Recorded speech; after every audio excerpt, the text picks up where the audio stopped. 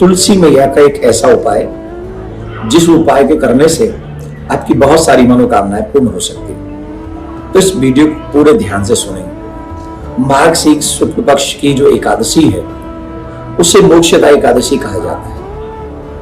और युधिष्ठिर ने जब भगवान श्री कृष्ण से ऐसा प्रश्न किया तो भगवान श्री कृष्ण ने युधिष्ठिर को एक पूर्व ऐतिहासिक कथा सुनाई। एक राजा जो कि बड़ा धर्मात्मा राजा था, वेद परायण राजा था, और उसके राज्य में वेद पाठी ब्राह्मण रहा करते थे। वो बड़ा धर्मनिष्ठ था।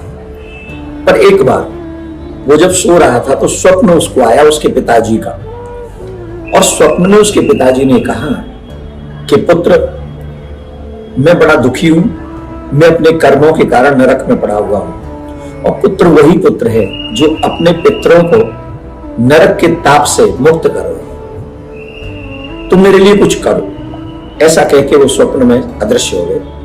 और इस स्वप्न को जब देखा तो राजा ने ब्राह्मणों से चर्चा की। ब्राह्मणों ने एक ऋषि के पास भेजा।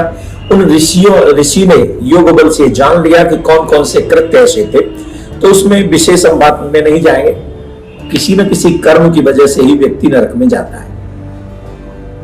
तो एक अपराध उनसे हुआ जिसके कारण दूसरी पत्नी को वो रति सुख नहीं दे पाए मांगने के कारण, तो इसके कारण उनको नरक में जाना पड़ा। तो संत ने कहा कि अगर तुम शुक्ल पक्ष की मार्गशीर्ष की मोक्षदा एकादशी का व्रत करो तो इससे तुम्हारे पिता को नरक से मुक्ति हो जाएगी। तो राजा ने बड़े विधि विधान से वो व्रत किया, एकादशी का व्रत किया, और एकादशी का व्रत करके संकल्प करके वो फल जो था वो अपने पिताजी को समर्पित कर दिया, जिसके कारण जैसे ही वो फल समर्पित किया उनके पिताजी को नरक से मुक्ति मिली और उनकी मोक्ष हो गई। इतना सुंदर ये एकादशी का व्रत है, मोक्षदा एकादशी का व्रत है। इससे सारे पाप ताप नष्ट हो जाते हैं, और कितने भी बड़ा कोई पापी क्यों न हो, हम लोग भी अपने पूर्वजों के लिए एकादशी का व्रत कर सकते। मोक्षदा एकादशी नियम यह है कि विधि विधान से इसका पालन करें, नियम का पालन करें, और फिर संकल्प लेके एक व्रत करें, संकल्प लेके उस व्रत का पारायण करें, संकल्प लेके उस व्रत को अपने उस पितर के नाम समर्पित कर दें जिनको